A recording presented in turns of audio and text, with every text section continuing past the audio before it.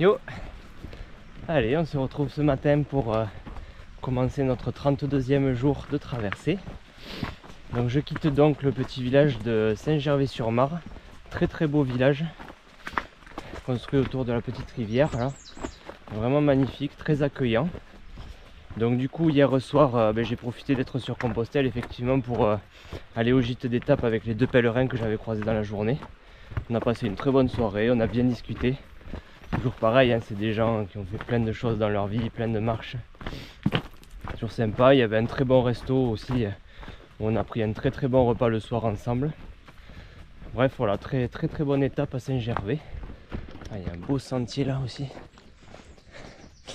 Et donc là, ce matin, on quitte cette fois-ci le Compostelle, le GR 653, pour se réenclencher sur des GRP, des PR et des sentiers un petit peu moins courus. Et l'objectif du jour, c'est de grimper au Mont Caroux, à plus de 1000 mètres. Voilà, qui est un sommet assez connu dans l'Hérault, où j'étais déjà allé il y a quelques années. J'y avais fait mon premier bivouac, on verra si on retrouve l'emplacement. Et alors du coup, au niveau des prochains jours, en fait, à la base, j'avais prévu de rejoindre à partir d'ici la prochaine grande ville qui est Saint-Pons-de-Thomières en 2 jours. Voilà, Saint-Pons, c'est la prochaine grande étape parce que j'ai mon dernier colis de ravitaillement qui est là-bas. Donc j'y ferai certainement une pause d'1 jour. Donc je pensais l'atteindre en 2 étapes à partir d'ici. En nombre de kilomètres, ça passe en fait. Mais c'est en termes de dénivelé en fait que ça passe pas. Parce que j'avais pas notion, mais j'ai étudié un peu plus la carte. Et en fait, il se trouve que pour faire l'étape là que j'avais prévue au départ, il y a plus de 1500 mètres de dénivelé positif. Même plus, je pense. Parce qu'à la louche, il y a 700 pour monter au Caroux là. Après, il y a une redescente de 400 là, dans les gorges d'Éric. Après, il y a plus 200, moins 200 gratuits pour passer un col. Et après, il faut remonter 600 jusqu'au Mont Tahut, tout ça. Enfin bref. En fait, tout cumulé, sachant qu'en plus, il y a des petites côtes et des descentes locales En plus, on doit être à 1600-1700 de dénivelé, donc chargé comme je suis, c'est pas possible. Enfin, je serais, je pense, capable de la faire, mais bon. Quand tu commences à optimiser en te disant alors attends, est-ce qu'on va pouvoir couper par-ci, par-là, tu commences à tailler dans ton itinéraire, c'est que c'est pas bon. C'est que voilà, il vaut mieux couper en 2 étapes. Encore une fois, hein, comme je disais les fois précédentes, je suis pas là pour faire de la performance, je suis là pour profiter, pour voir des beaux endroits. Donc du coup aujourd'hui en fait j'ai coupé cette étape en 2. Comme ça je vais pouvoir bien profiter du mont Caroux et de son beau panorama, faire le détour à la table d'orientation, tout ça, j'aurai le temps. Et ce soir je m'arrête au petit hameau de Douche où j'ai également réservé le gîte communal. Parce que bon, vu que j'y suis déjà passé, je sais qu'il n'y a pas trop de points d'eau, tout ça, vu qu'on est sur le plateau. Donc je préférais être en gîte pour être tranquille, et je pense qu'il n'y a pas trop d'emplacement de bivouac non plus dans le hameau de mémoire, donc du coup je serai en gîte également ce soir. Voilà pour le programme du jour. Le Caroux et puis on finira à Douche, comme ça fait une petite étape tranquille, parce que hier c'était quand même assez long, et on pourra, voilà, encore une fois bien profiter de l'endroit sans regarder la montre. Et on rejoindra donc Saint-Pons à partir de Douche en 2 jours.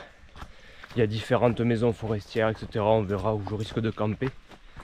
Et on atteindra Saint-Pons donc dans 3 jours. Voilà, allez, c'est parti pour le Caroux.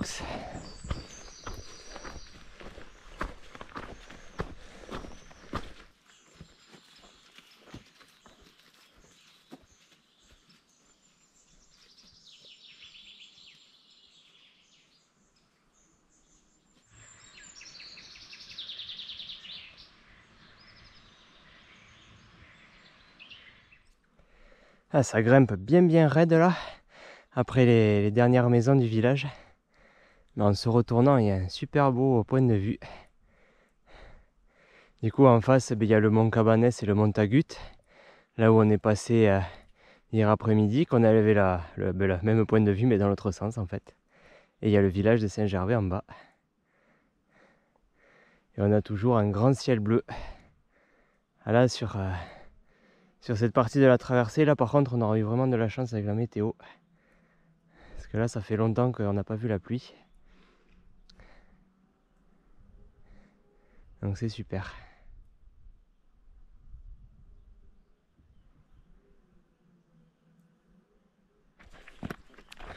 Alors là, on est sur le GRP, Tour des Monts et Lacs en Haut-Languedoc. Rien que ça, c'est le nom. Et du coup, là, on arrive au col de Ventevieille.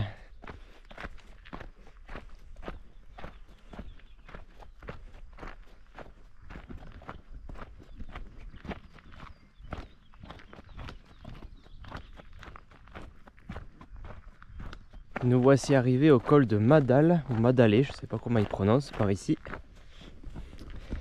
Et on est exactement 400 mètres sous le sommet du Caroux, qui est à 1091. Allez, c'est parti. On continue la route vers le sommet.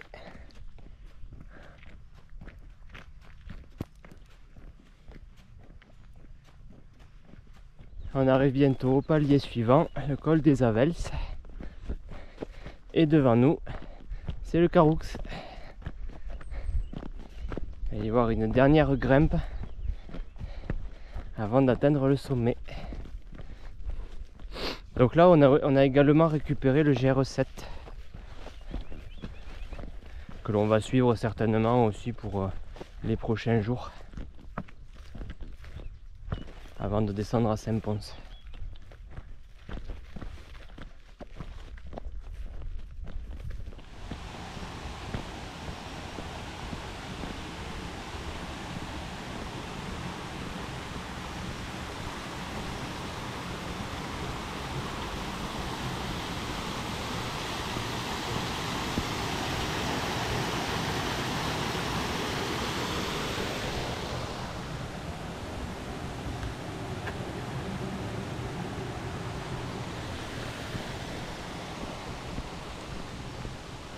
Là, on est au petit hameau de la Fage, c'est un coin de paradis. Il y a un super beau jardin, un beau potager là. C'est magnifique. C'est au frais en plus là. Ça coule vachement bien je trouve, hein, dis donc. Pour un petit ruisseau comme ça là dans la montagne. Ouais, c'est super beau.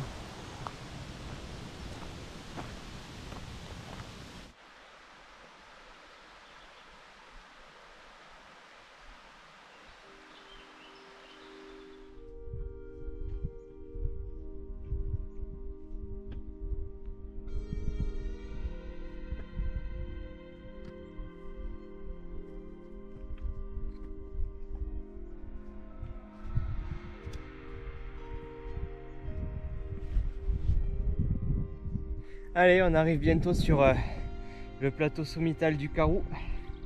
On a une vue super belle là sur tout notre parcours des derniers jours en fait. Là-bas on voit encore le Saint-Baudy là tout au fond. On aperçoit les Cévennes au loin. Toute la plaine de l'Hérault. La Méditerranée. Magnifique. La lumière est un petit peu plus pâle que les autres jours mais sacré voyage.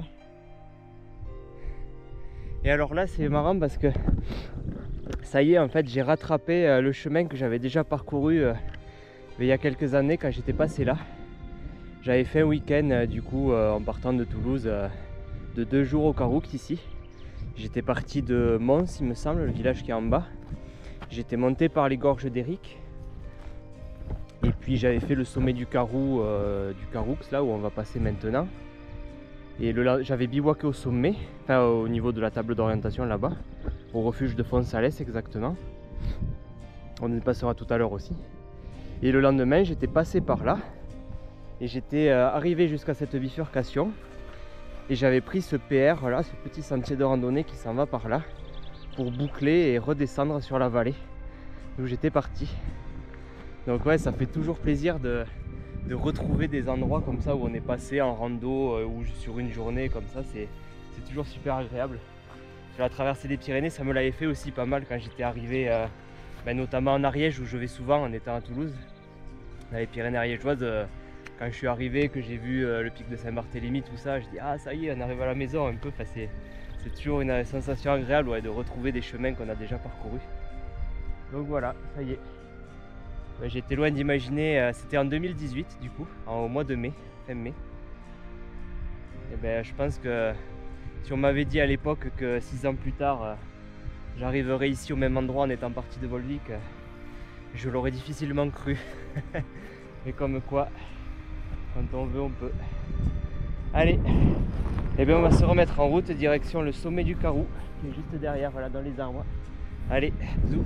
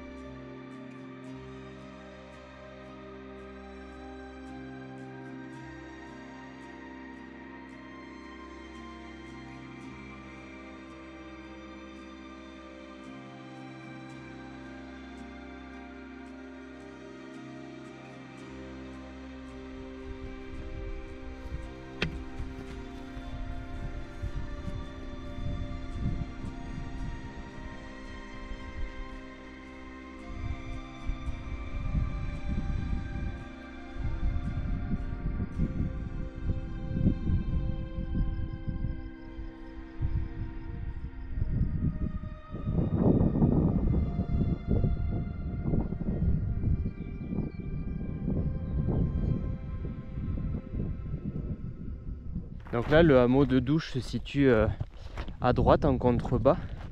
On voit pas encore les maisons, mais c'est pas très loin. Et vu qu'on a le temps, eh bien, on va pas y descendre de suite. On va repiquer à gauche vers le refuge de Fonsalès. Et c'est là en fait où il y a vraiment une belle vue en balcon sur la vallée. C'est la vallée de l'Orbe d'ailleurs, je crois. Alors que je vérifie après sur la carte, mais ou du genre peut-être, je sais plus. Et en tout cas, ouais, c'est là-bas qu'il y a vraiment le panorama avec la table d'orientation et tout. Donc, et voilà, vu qu'on peut profiter du temps, on va faire le détour.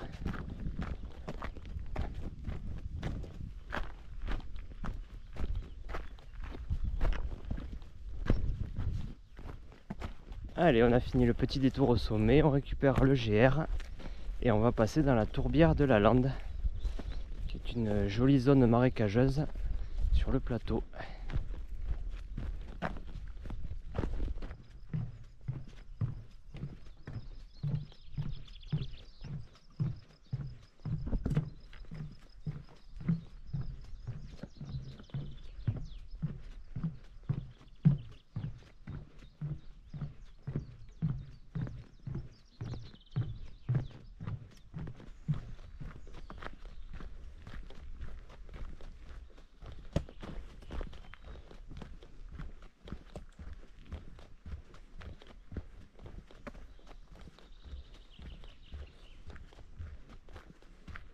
Et nous voici à la table d'orientation du Mont Caroux. C'est absolument magnifique. Et on est encore à plus de 1000 mètres d'altitude. Alors regardez-moi ce panorama là en balcon.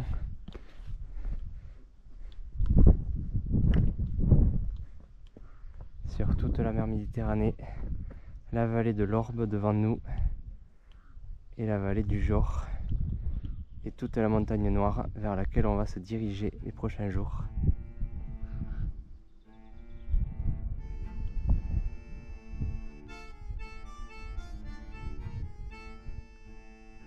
Et nous arrivons au refuge de Fonsalès.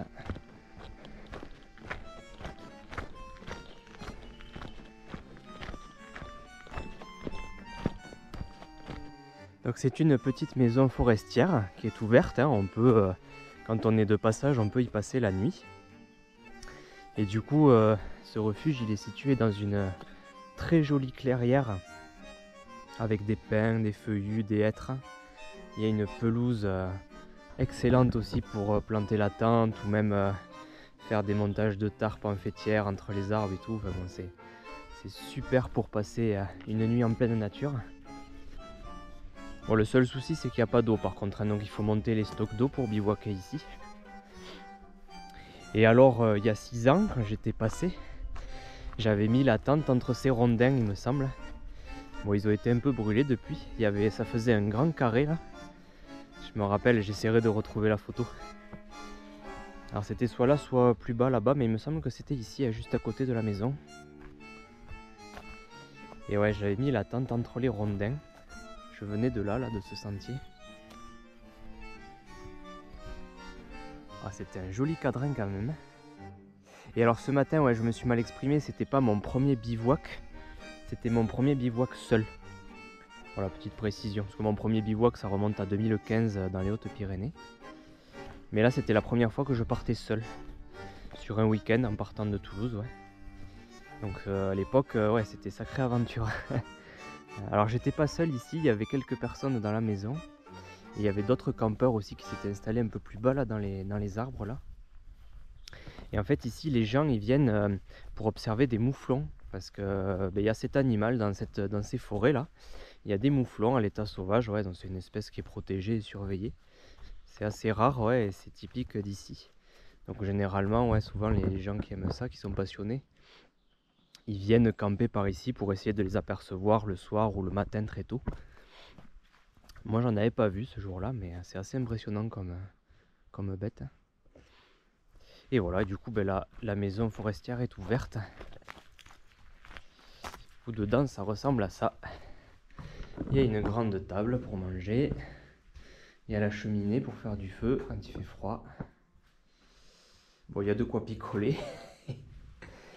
Et à l'étage, il y a les couchages.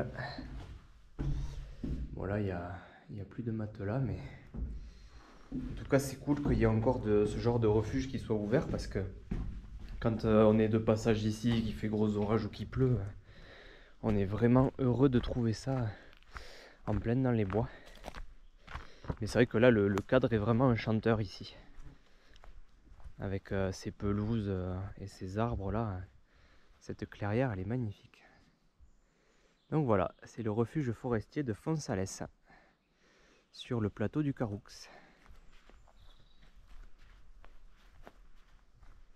Allez, ben nous on va du coup progressivement se remettre en route. On n'est plus très loin du hameau là. Du coup c'est très bien, ça aura fait une petite étape tranquille. Parce que hier c'était quand même assez long. Et là, ben, comme ça, on aura pu faire le détour, la table d'orientation, le détour ici. Moi ça me plaisait parce que comme j'étais déjà passé, ça me faisait plaisir de revoir un petit peu l'endroit. Donc oui, il nous reste juste quelques kilomètres à descendre jusqu'au hameau et on se posera au gîte. Allez, on va se remettre en chemin.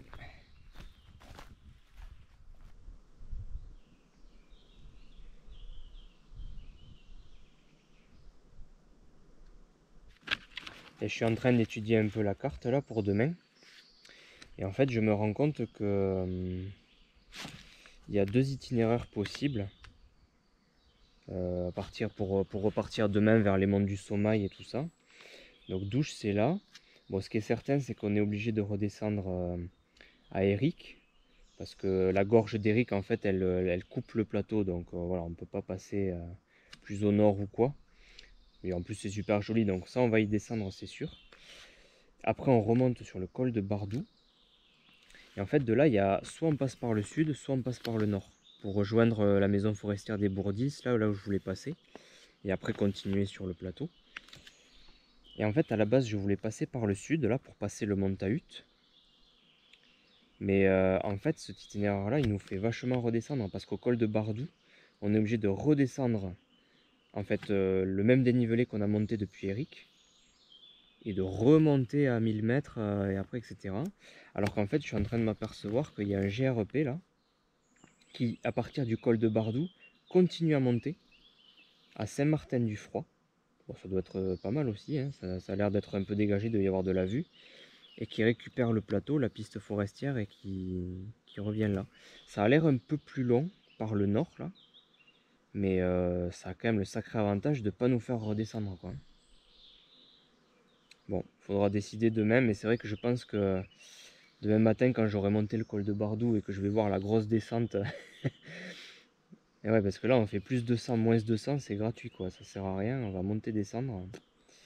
À partir du col, on peut continuer à monter, en fait, pour s'élever sur le plateau. En fait, du coup, il y a une descente, et après, il n'y aura qu'une montée, et après, on sera sur le plateau, et bon, à voir. On verra demain ce qu'on fait. Mais j'avais pas... Ouais. Ça peut être pas mal. Bon, vous voyez, hein, c'est comme ça que je fais, hein, vraiment au jour le jour. Même là, bon là c'est à midi. Je le fais parce que j'ai le temps. Et je sais que je vais voilà, vers les Bourdils, tout ça, etc. Vers le lac de Vézol. Mais ben voilà, au dernier moment, en fait, je vais peut-être modifier ce que j'avais en tête là depuis ces quelques jours, de passer au Mont Tahut. C'est vraiment trop bien, hein, de faire son itinéraire au fil de l'eau comme ça.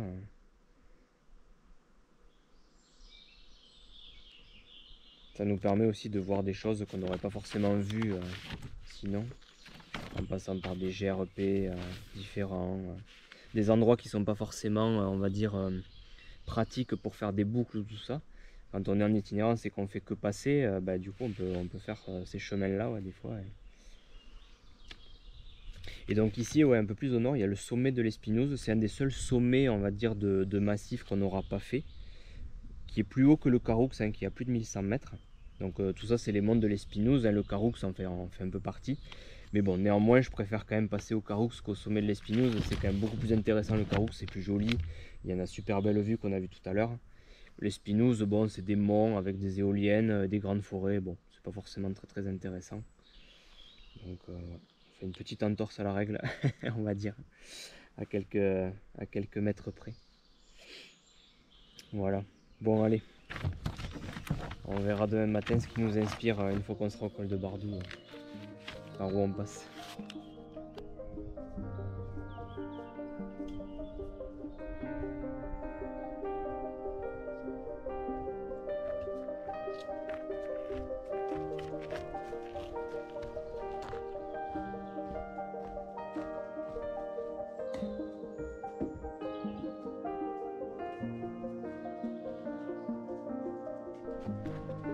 Ces forêts de hêtres encore là. Moi j'adore ça, c'est trop beau. Ça fait des décors enchanteurs.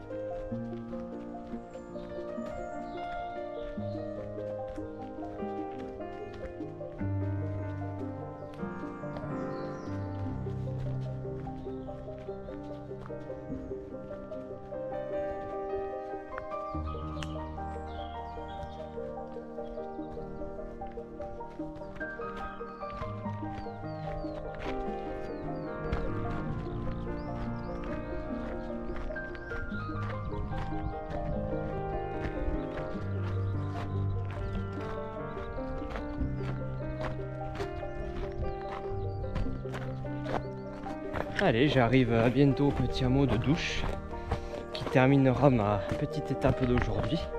C'est super bien là, ce mont Caroux. C'est un super beau panorama.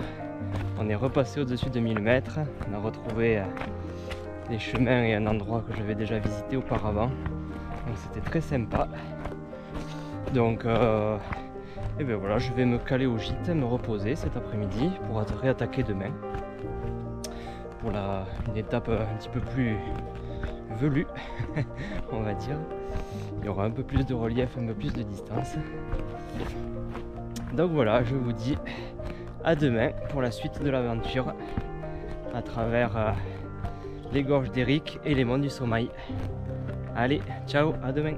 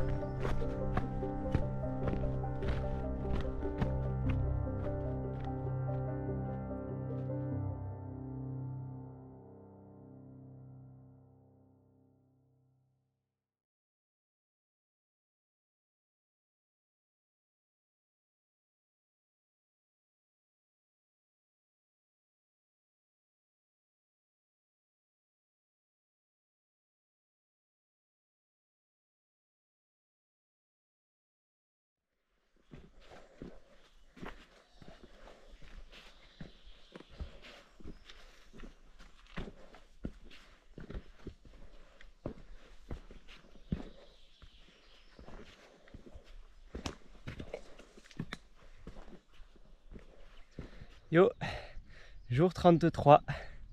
Donc ça y est, je suis parti du petit hameau de Douche qui est en bas. Donc j'étais au gîte là hier soir, c'était bien sympa. Et alors, regardez un peu ce matin la vue. Là je suis au col de Douche, juste au-dessus du hameau. Regardez-moi ce lever de soleil. Là je suis parti tôt, là, un peu avant le lever de soleil justement. Et c'est exactement la même ambiance qu'à Paro, là dans le Césalier où j'étais parti tôt. On était au-dessus de la mer de nuages, c'est magnifique.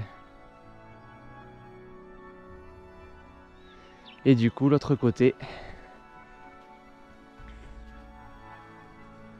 nous avons les gorges d'Éric devant nous, vers là où on va descendre. Et on a également une belle mer de nuages.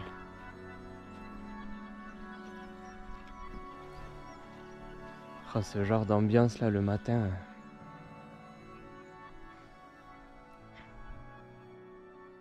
Donc en fait, là, ce matin, la mission, ça va être de descendre tout en bas là et de remonter et ben, pile poil sur la colline en face en fait, hein, qui paraît juste à côté. C'est simplement qu'il y a les gorges d'Éric en bas qui sont, je sais pas moi, 400 ou 500 mètres plus bas. Donc il va falloir descendre et remonter sur une très courte distance. Puisque là, oui, en bas, ça doit être le col de Bardou qu'on voit, le mont Tahut est devant. Mais je risque de passer par l'itinéraire du nord, comme on disait hier, pour éviter de trop redescendre quand même.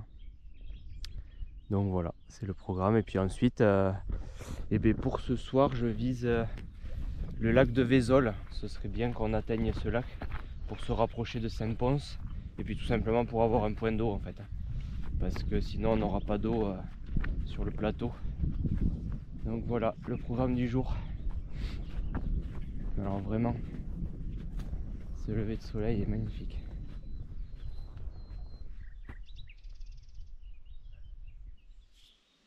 Allez, ça y est, le soleil se lève petit à petit.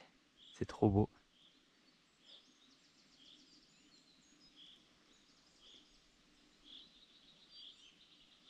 Alors là, s'il y avait un petit pont, on y serait en 10 minutes à Saint-Martin-du-Froid. Et il va nous falloir je sais pas combien d'heures, mais enfin. C'est dans le contrat quand on fait de la rando. Des fois, il faut descendre et remonter. Allez, en piste pour les gorges d'Éric.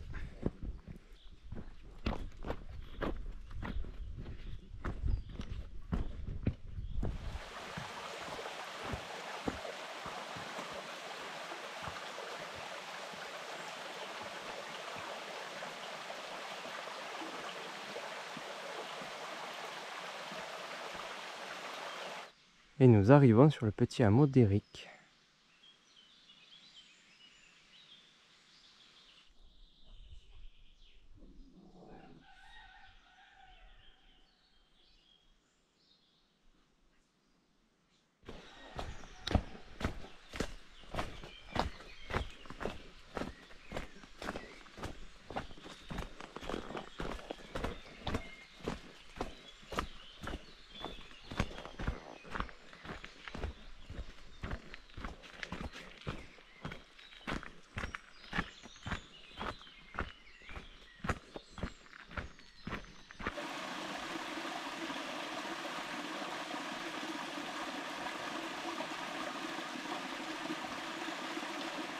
Ça y est, on est au point bas de l'étape.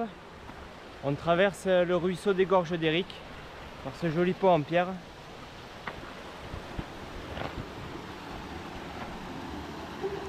Là-haut, c'est le Fourcat d'Éric, là, le sommet rocheux là.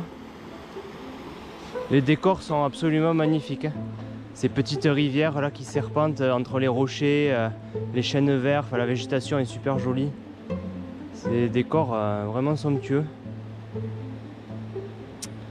Et donc maintenant les choses sérieuses commencent, puisqu'il va falloir grimper, jusque dans ces montagnes là, ouais, donc ça va être bien raide. Donc là on est à environ 450 mètres d'altitude à peu près, et on va remonter à plus de 1000, hein, donc on a un bon 600 de D+ à faire sur assez peu de distance, ouais, donc ça va monter raide. Allez, go! Et la première étape, c'est donc le col de Bardou.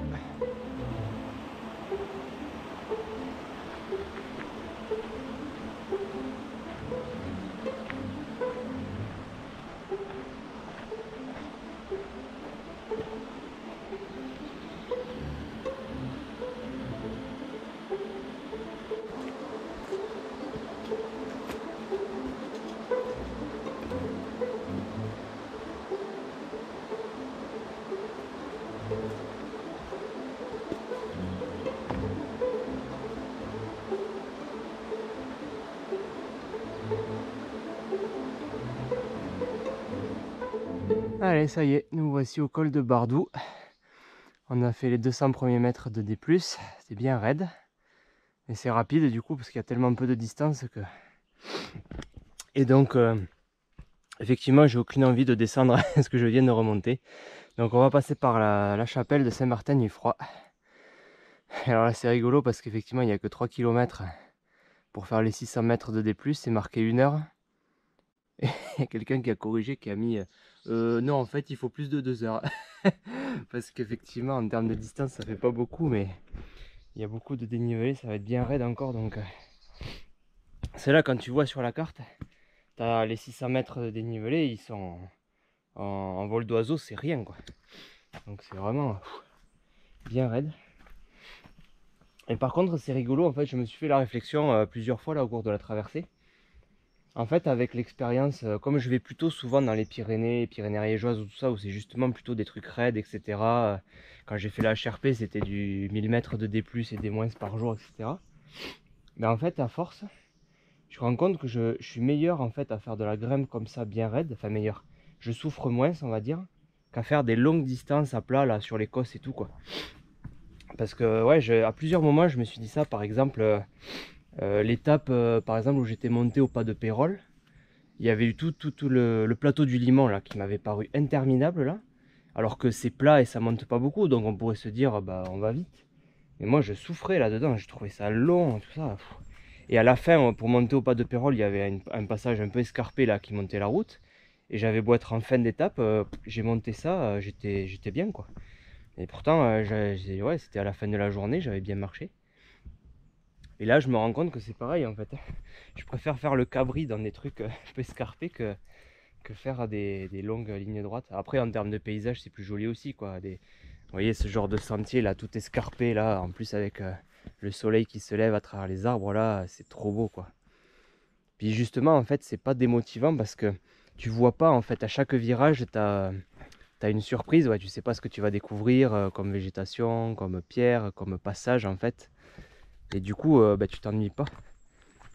Tandis que les grandes lignes droites, bah, tu vois où tu vas passer à des kilomètres autour, et il te faut des dizaines et des dizaines de minutes pour y arriver, et c'est vrai que c'est pas du tout pareil, quoi.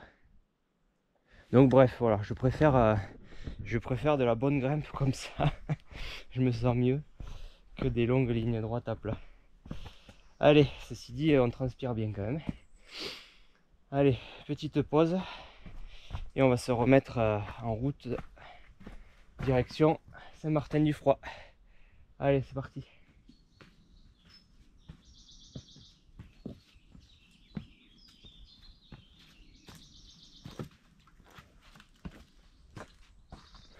Non, en vrai, même si c'est raide et difficile, c'est vrai qu'on se régale dans ce genre de sentier là. Dans les pierres et tout.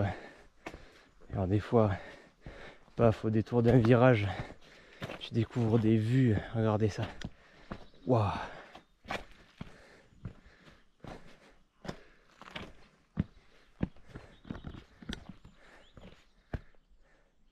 Ah, c'est sacrément beau.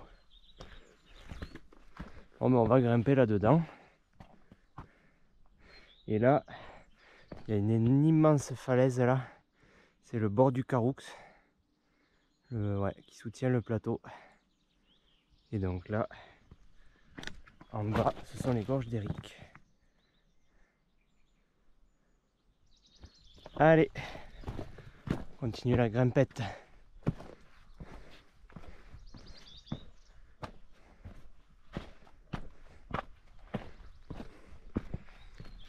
Du coup, là, on a quitté le GR7. Le GR7, c'est celui qui fait l'itinéraire par le sud. Donc, il redescend au hameau de Bardou, qui remonte sur le mont Tahut et tout ça. Et là, on est sur un autre GRP. J'ai plus le nom en tête. Parce qu'il y en a 50 000 là, des GRP Languedoc. Là, il y a Tour des Monts et Lacs. Il y a truc vignoble. Traversée de l'Hérault. Il y en a plein. Il y en a 2 ou 3 là. Un peu au même endroit. Mais en tout cas, on est sur un GRP. Avec balisage jaune et rouge.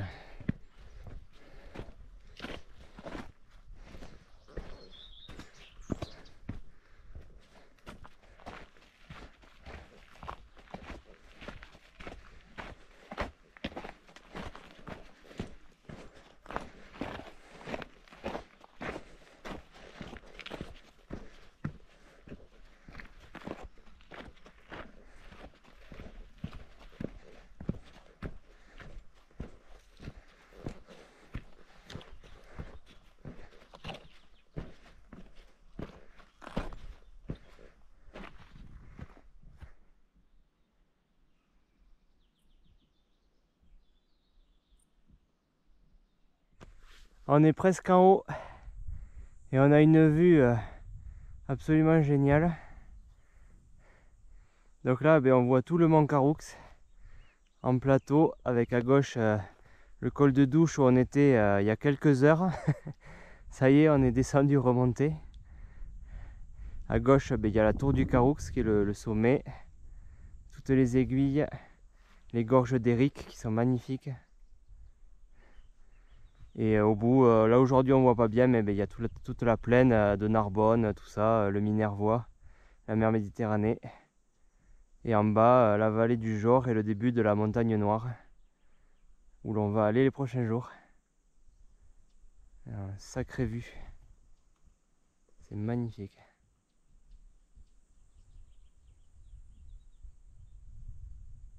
Ça y est, nous voici à la petite chapelle de Saint-Martin-du-Froid, à 1075 mètres d'altitude. On l'a fait. Ah, c'est magnifique, l'endroit est super joli. Petit oratoire, voilà, au milieu de nulle part. Et vraiment, aucun regret d'être passé par là, parce que du coup, c'est pas sûr qu'en étant passé au Mont Tahut là-bas, on ait eu cette vue là en retrait sur les gorges d'Éric et le Mont Caroux là, qui est magnifique. Et puis bon, surtout ça nous a quand même économisé de la descente et de la montée. Donc là c'est... Maintenant ça y est, on s'est hissé sur le plateau. Donc on va pouvoir le parcourir voilà, sur des pistes avec un peu moins de relief. Donc là en fait on est sur la partie sud des monts de l'Espinouse finalement. Et devant nous, le plateau, là où il y a les éoliennes et tout ça, c'est ce qu'on appelle les monts du Sommeil. Donc c'est ce que l'on va parcourir aujourd'hui jusqu'au lac de Vézol a priori. Allez, petite pause et ensuite on se remettra en chemin.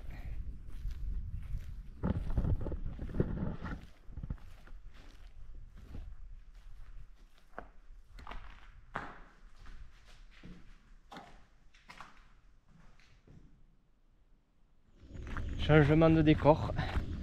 On est de nouveau sur un plateau, une longue piste forestière, d'immenses forêts de sapins. Voilà, maintenant, voilà, ça va être ça un petit peu jusqu'à la fin de la journée. Maintenant qu'on a fait la partie escarpée.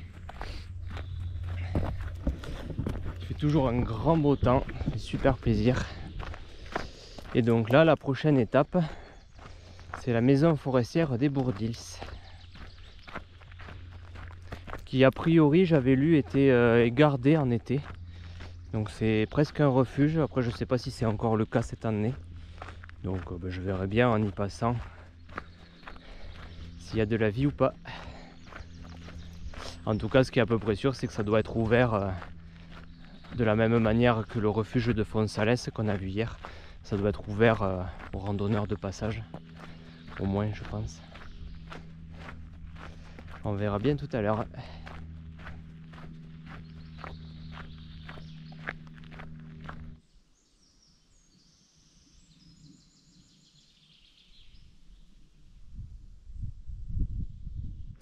Allez, on arrive à la maison forestière des Bourdils, où l'on retrouve donc l'itinéraire bis qui était possible aussi par le GR7 et le Mont Tahut, tout ça. Mais franchement, je regrette pas du tout d'être passé par l'itinéraire d'en haut. Parce que ouais, très très beau panorama, et puis ça nous aura quand même économisé de la montée.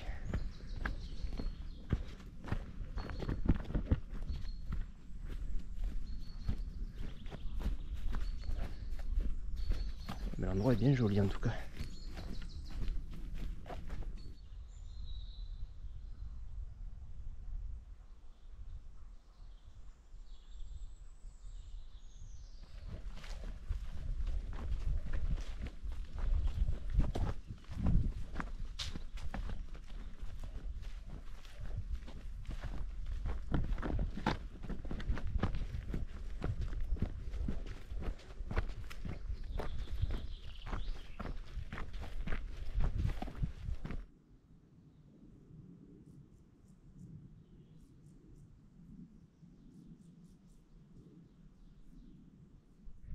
On se dirige maintenant vers le col de Fontfroide et on va se rapprocher des éoliennes.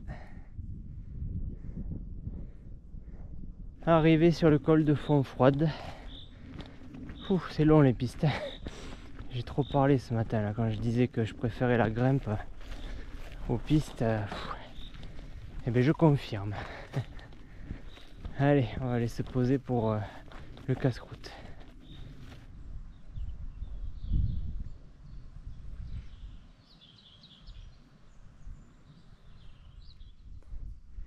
Allez, je quitte momentanément le GR7 pour couper un petit peu. Et du coup, je passe au pied des éoliennes, c'est super impressionnant.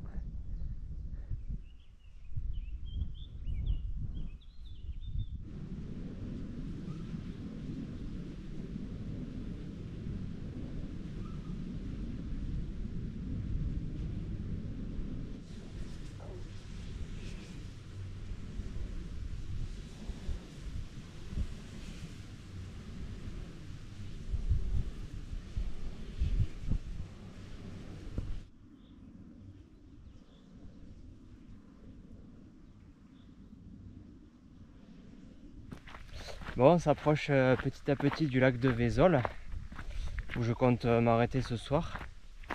Et alors c'est aussi un endroit que je connais, parce que j'y suis allé en rando plus récemment, en 2022, au mois d'avril.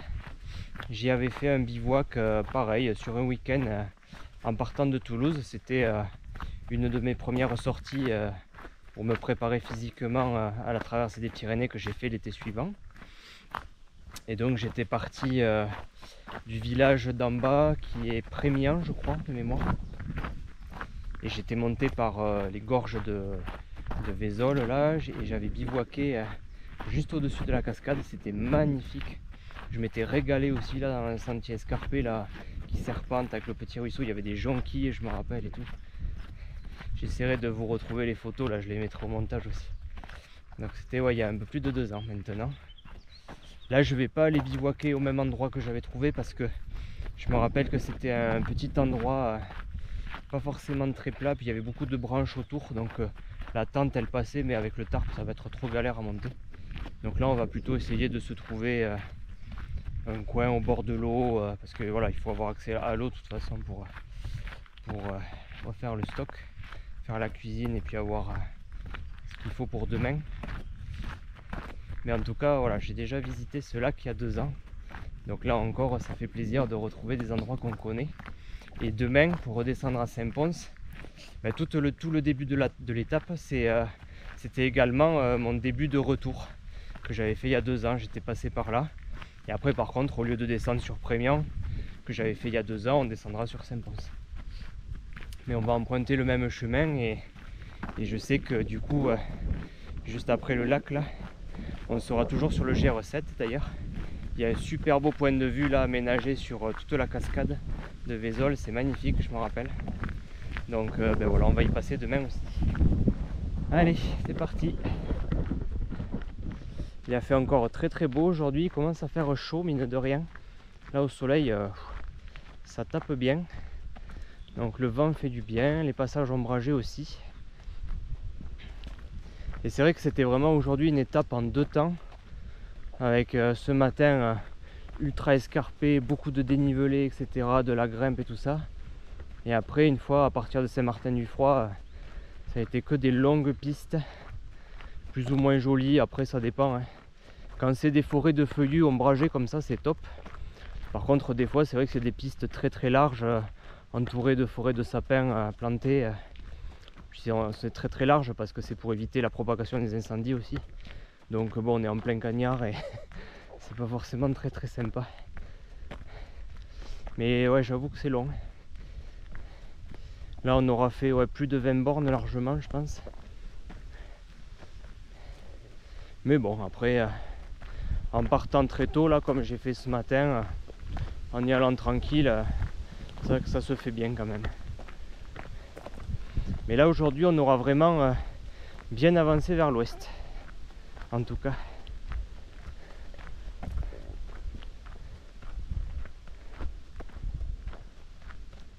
Allez, ben ça y est, je pense que j'ai trouvé l'emplacement pour le camp de ce soir. Donc du coup je suis arrivé au refuge de Camp Blanc.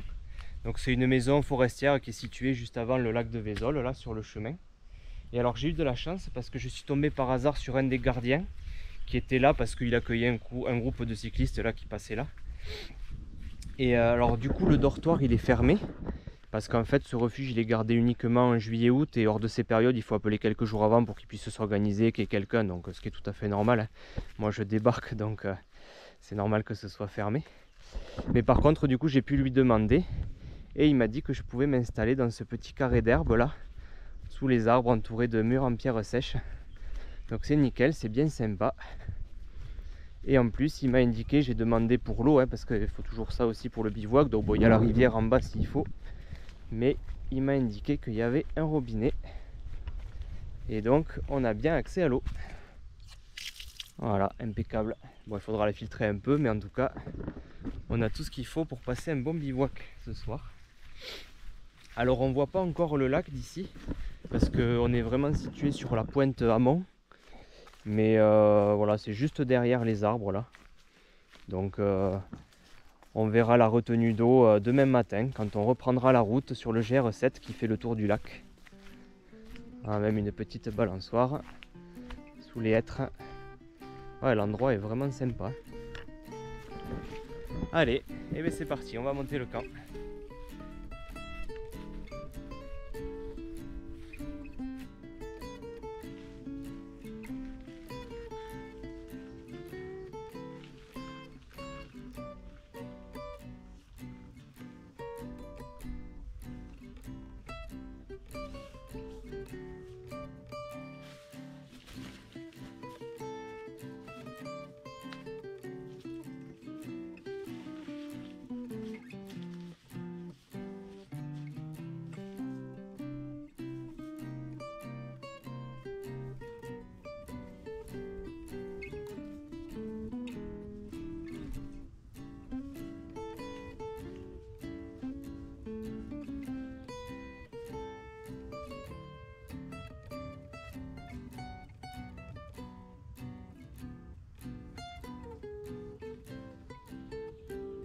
Allez, ça y est, le camp est monté dans le petit jardin du refuge de Camp Blanc.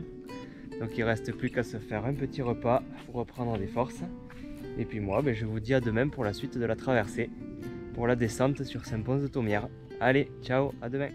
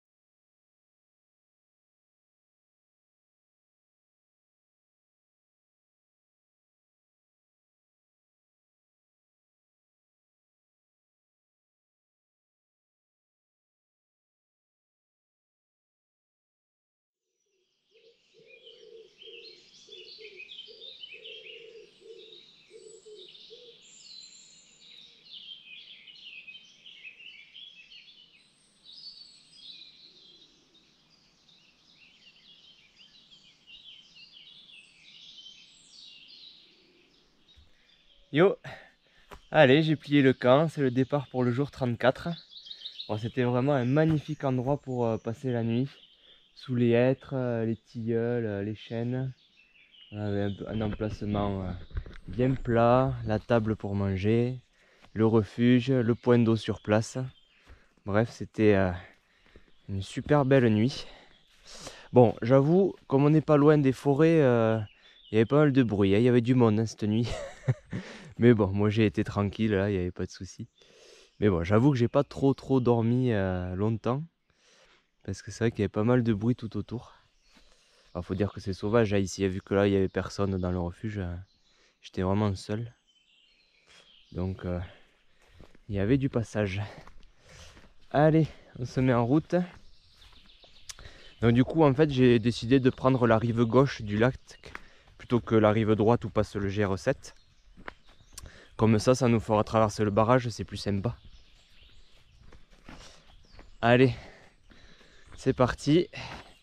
Donc au programme aujourd'hui, donc bien sûr passer le lac de Vézol. Et ensuite on va continuer les GRP un petit peu sur la crête des monts du Sommail. Et ensuite on va simplement redescendre sur Saint-Pons-de-Thomières, qui sera une étape voilà, où je ferai également un jour de pause ou plus peut-être, je sais pas. Puisque j'ai mon dernier colis de ravitaillement, comme je disais hier ou avant-hier, je sais plus. Donc voilà, je vais m'y arrêter au moins un jour, c'est sûr. Parce que là, mine de rien, ça fait 7 jours, je crois, que je marche. Là, c'est la 7e étape consécutive depuis Saint-Guilhem-le-Désert. Donc, ça fait une bonne section de marche. Allez, c'est parti. On va aller voir le lac.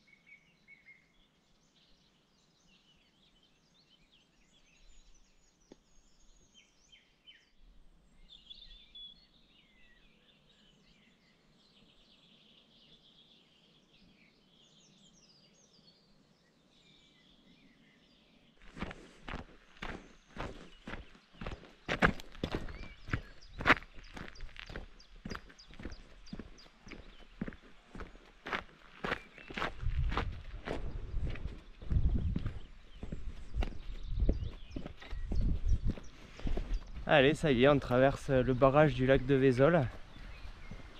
Ça me fait beaucoup penser au lac Charpal.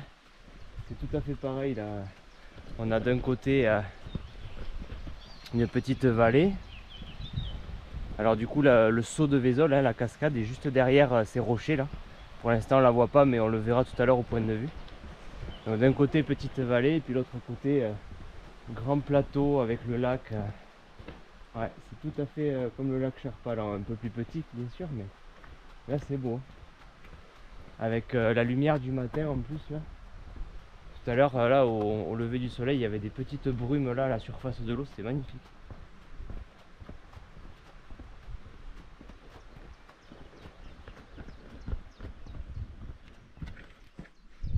Et voici le lac de Vézol.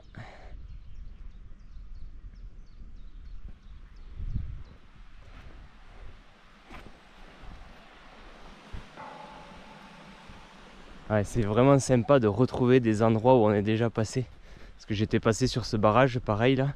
J'avais bivouaqué quelque part dans les cailloux là. Et j'étais remonté par ici. C'est vraiment sympa.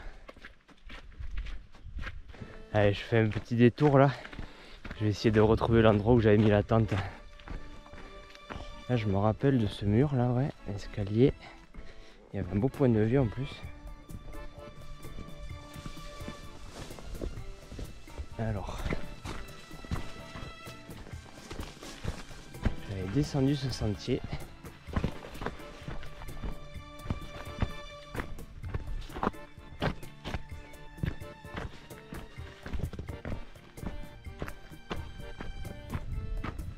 Ah putain ouais, ça me rappelle des souvenirs, c'est fou.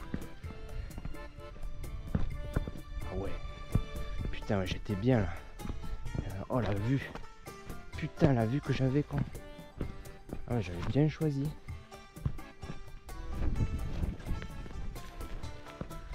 Waouh. Donc voici la gorge de Vézol avec la cascade, on voit juste l'eau là. Et toute la vallée du Jor. Putain c'est classe. Et alors moi je m'étais foutu là je crois. Ouais ben je crois que c'était là en fait. Et ça a bien poussé depuis. Parce que c'était...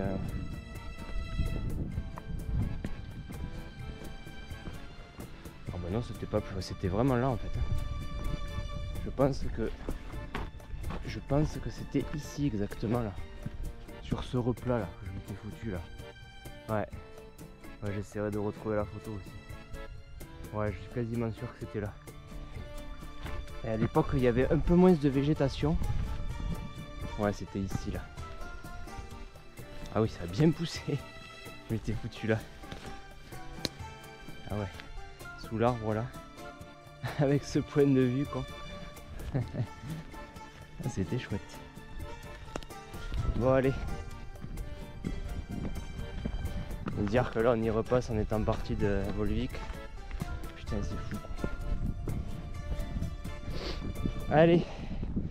Cette fois-ci du coup on retrouve le GR7 et on continue les monts du Sommeil, la crête, pour aller vers le belvédère.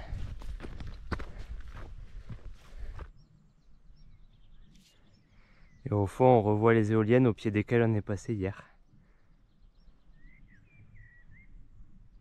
Et nous voici au belvédère sur le saut de Vézol. Ouais, ça me rappelle de beaux souvenirs aussi, c'est magnifique. Alors, vous voyez, bon, c'est un peu à contre-jour, mais on voit toute la cascade là qui descend, qui creuse des gorges bien escarpées jusqu'au village de Prémian qui est en bas. Et donc du coup il y a un sentier magnifique qui part d'en bas là, du hameau de l'Anglade, on le voit d'ailleurs un peu à flanc, et qui monte à travers toute la gorge là. Et ce sentier il est trop bien. Alors c'est bien raide et bien escarpé hein, mais c'est un régal. Je me rappelle, ouais, il y a des hêtres tortueux, il y a des jonquilles, enfin à l'époque quand j'y étais passé en avril. Et puis bon, on suit le torrent tout le long, on le traverse, il y a des passages dans les rochers, tout ça, c'est vraiment un régal, je vous le conseille, ouais, si vous aimez ce genre de sentier là un peu aventureux, c'est trop bien.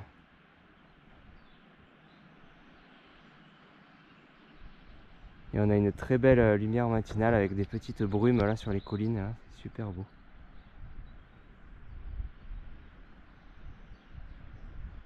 Et donc du coup je me rappelle là sur ce sentier, en fait vous voyez la vallée là, elle décrit un S un peu là, elle fait une courbe. Et en fait les rochers qu'on voit au milieu là, ça paraît tout petit vu d'ici, mais en fait quand on est en bas ça fait des immenses aiguilles toutes déchiquetées. Et donc du coup la meilleure partie de la montée c'est quand justement on passe derrière ces aiguilles là sur la partie de gauche. En fait quand on est à cet endroit là, on voit plus l'axe principal de la vallée vers le bas, on voit pas non plus vers l'amont parce que c'est tellement raide qu'on voit rien. Et donc du coup en fait en plus de traverser des cascades, des passages rocheux, des forêts de hêtres et tout, des hêtres tortueux en plus, et bien en fait on est entouré de falaises, on est entouré de rochers. Donc ça fait vraiment un décor apocalyptique, mais c'est trop bien quoi. Alors vraiment j'en garde un super souvenir de ce chemin. Du coup je vous le conseille vraiment. Et donc petite idée rando, hein, ce qu'on peut faire, c'est partir donc du village de Prémian ou du hameau de l'Anglade si on peut y monter, je sais plus. Donc de Prémian, premier jour, du coup on monte toute la cascade là, tout le sentier de la cascade, tout le saut de Vézol. Ensuite on peut bivouaquer au lac de Vézol ou aller dormir au refuge de Camblanc s'il est ouvert. Et ensuite le deuxième jour, eh bien, on peut boucler par ici. Voilà, en prenant ici le GR7 ou 77, je crois qu'il y a les deux. Et comme ça, le lendemain matin, eh bien, on passe ici au point de vue, on voit le sentier qu'on a fait la veille. Et ensuite, on peut, par une série de GRP, eh bien, redescendre au hameau de l'Anglade pour finir la boucle. Et puis potentiellement aller jusqu'à Prémian si on s'est garé là-bas.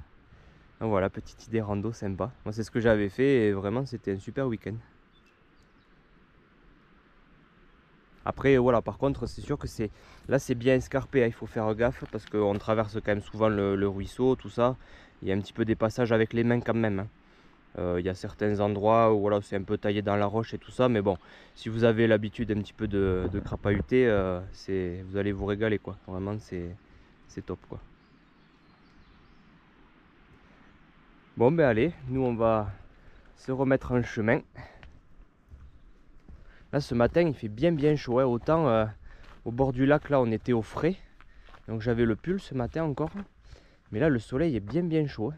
Dès ce matin là, pourtant il est quoi, il est 8 h à peine, donc aujourd'hui ça va chauffer je pense.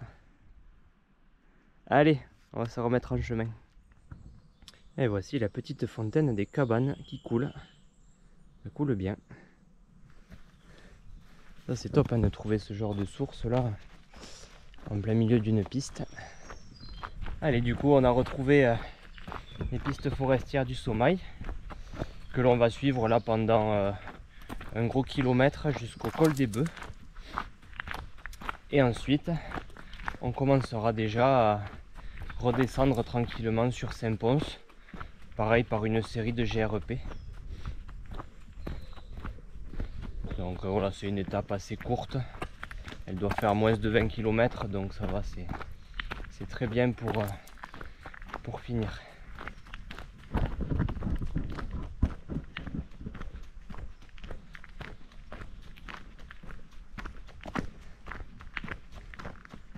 Allez, nous voici au col des Bœufs. Donc maintenant on va quitter le GR7 qui continue sur les monts du Sommail par là. Et on va prendre un PR pour redescendre sur le col des 7 Frères et ensuite progressivement sur Saint-Pons. Et donc là on est également sur l'itinéraire de l'Hexatrek. Alors l'Hexatrek, pour ceux qui ne connaissent pas, c'est toute une rando énorme qui traverse toute la France en fait, qui part d'Alsace, donc il fait Alsace, un peu le Jura, une partie de la traversée des Alpes, une partie du Massif central, et après qui enchaîne avec toute la traversée des Pyrénées par le GR10 et un peu de HRP, enfin bref, c'est un truc de fou. Mais c'est génial, honnêtement, ça c'est vraiment un truc qui me tente, j'espère pouvoir le faire un jour. Mais là, c'est pas 2 mois qu'il faut, c'est plutôt, je sais pas moi, entre 4 et 6, parce que là, il faut traverser la France, il y a plusieurs milliers de kilomètres, hein, je sais pas si c'est pas 3000. C'est un truc de fou. Bref. Mais enfin voilà, l'Hexatrek passe ici. Allez, donc on va quitter la crête des monts du Sommail et puis on va commencer la descente vers la vallée du Jor. Allez, c'est parti. Nous voici au col des 7 Frères. Donc du coup là, pour finir la boucle de 2 jours dont je parlais tout à l'heure, il faut repartir sur la gauche vers le hameau de l'Anglade. Et nous par contre on va aller à droite, direction Saint-Pons. Et on rattrape du coup le GRP des Hauts-Languedoc et Vignoble.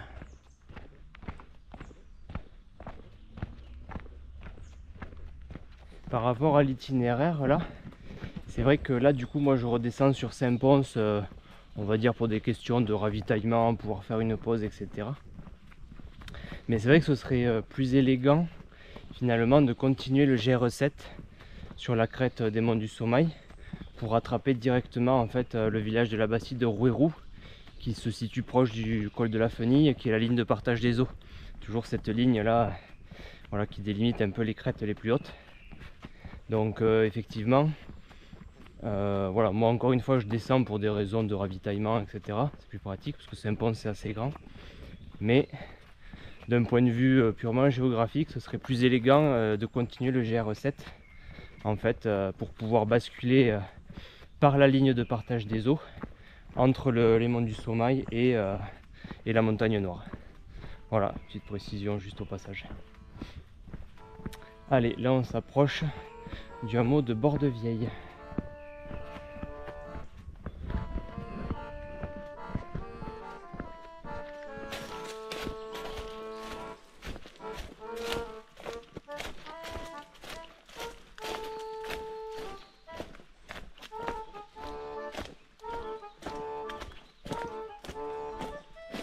Je vous avoue quand même que j'en ai marre de certains GRP là.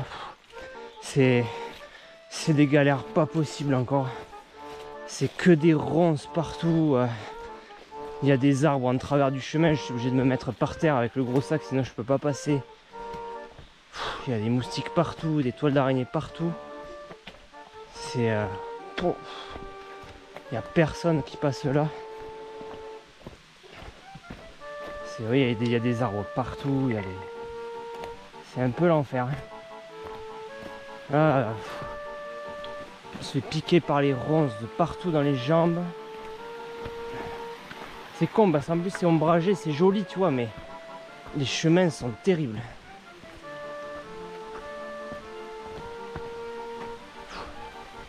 Voilà, encore ça va. Là c'est l'autoroute, hein, pour vous dire. Comparé à ce que j'ai eu à l'instant là. Wow. Et là par terre, alors c'est que des ronces là. Je me fais accrocher les pantalons de partout. Je me fais griffer à chaque pas. Ah, c'est l'enfer. Le problème c'est que là j'ai pas le choix. Il n'y a aucune route là qui permet de faire l'itinéraire que je fais là à partir des hameaux que j'ai passés. Donc j'ai pas le choix, il faut que je passe là quoi. Et je peux vous dire que s'il y avait eu une route là, même une nationale, m'en fous, je l'aurais prise quoi. Parce que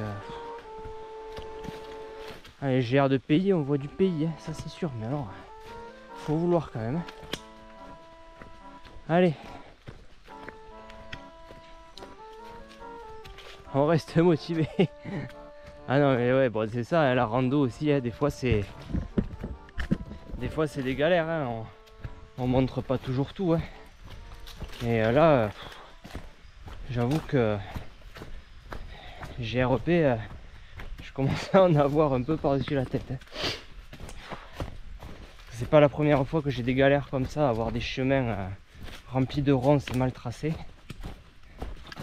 Donc là, tu prends pas beaucoup de plaisir quoi.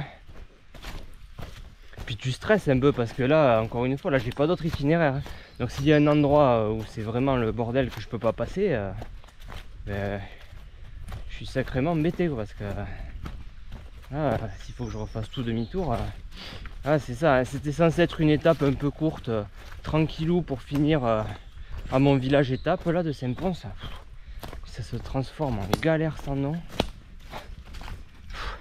Il me tarde d'être arrivé là à Saint-Pons là maintenant. Et j'ai pas tant de kilomètres que ça, mais on va les sentir passer. Allez, zouf.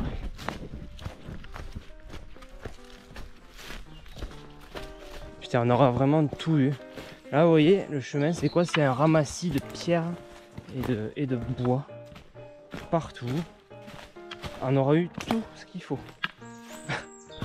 C'est tout ce qui est possible et imaginable, quoi. Des ronces, du hou, des bois en travers, du caillou avec du bois coupé.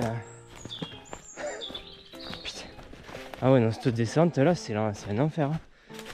En plus, c'est assez mal tracé, tu sais pas où est le chemin, il y a des terrasses partout. Oh là là. Quelle galère cette descente là.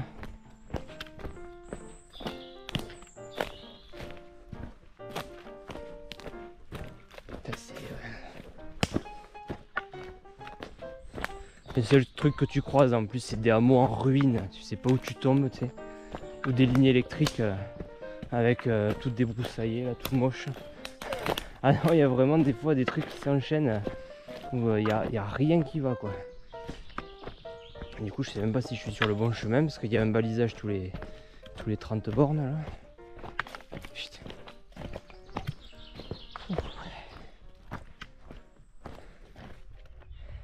Allez, j'ai pris le casse-croûte au lieu dit la Borio de Roc là dans la vallée au frais. J'ai fait trempette là avec les pieds, ça fait du bien. Et donc là j'ai entamé la dernière portion de GRP là qui est bien meilleure que là tout à l'heure.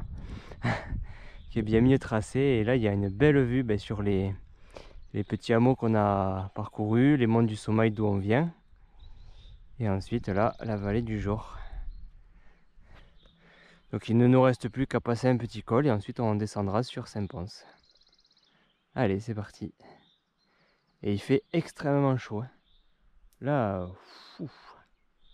on est passé à une température ultra estivale d'un coup là. Enfin d'un coup, non, on a quand même eu des beaux jours entre deux, mais là il fait très très chaud.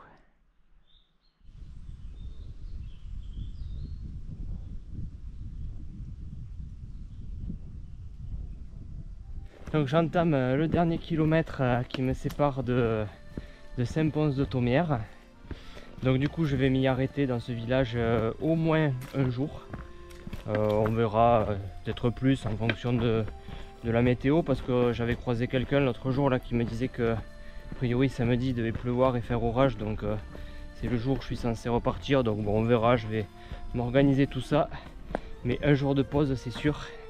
Sera bien mérité parce qu'on a bien crapahuté là les 7 derniers jours.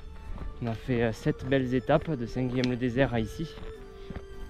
Donc journée de pause bien méritée et puis bon pour ravitailler, faire les courses pour la dernière section du Massif central, la montagne noire jusqu'à Revel. Il y aura encore je pense 5 jours environ de marche avant de terminer la traversée du Massif central en tant que tel. Et après on verra si on fait le bonus jusqu'à Toulouse. Mais en tout cas, je vous dis à après-demain ou sinon à plus tard pour la suite de la traversée. Allez, à la prochaine, ciao!